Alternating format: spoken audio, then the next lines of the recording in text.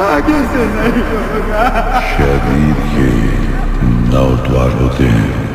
ও মাই god, এবার শাকিব খানের Prince সিনেমায় ভিলেন হিসেবে যুক্ত হচ্ছেন বলিউডের অন্যতম নায়ক টাইগার শ্রফের বাবা জ্যাকি শ্রফ। এবং এই সিনেমাটিতে ইতিমধ্যে নায়িকা হিসেবে যুক্ত হয়ে গেছেন তাসনিয়া ফারিন। সোশ্যাল মিডিয়া ঘাটলে দেখতে পারবেন যে শাকিব খানের এই সিনেমায় জ্যাকি শ্রফ যুক্ত হয়ে গেছে এবং তাসনিয়া ফারিনের যুক্ত হওয়ার বিষয়টি প্রকাশ্যে এসেছে। সম্প্রতি এই সিনেমার নির্মাতা আবু হায়াত মাহমুদ টাইগার শ্রফের বাবা জ্যাকি শ্রফের সাথে দেখা করেন এবং প্রিন্স সিনেমার সাথে যুক্ত হওয়ার আহ্বান জানান। কিন্তু প্রথম অবস্থায় টাইগার শ্রফের বাবা কোনোভাবেই রাজি হচ্ছিল না, কেননা সে কখনো শাকিব খানকে চিনতই না। এরপর নির্মাতা শাকিব খানের অতীতের কিছু সিনেমার ক্লিপ যখন টাইগার শ্রফের বাবা জ্যাকি শ্রফকে দেখায়, জ্যাকি শ্রফ শাকিব খানের সেই ক্লিপগুলো দেখে বলে, হ্যাঁ আমি তো তাকে চিনি, তার নামটা আমার ঠিকভাবে মনে পড়ছিল না, তার লাস্ট কয়েকটি সিনেমা অনেক সুপারহিট হয়েছে বলে আমি শুনেছি, আমি অবশ্যই তার সাথে ফিল্ম করব, আপনি যেভাবে হোক ব্যবস্থা করেন।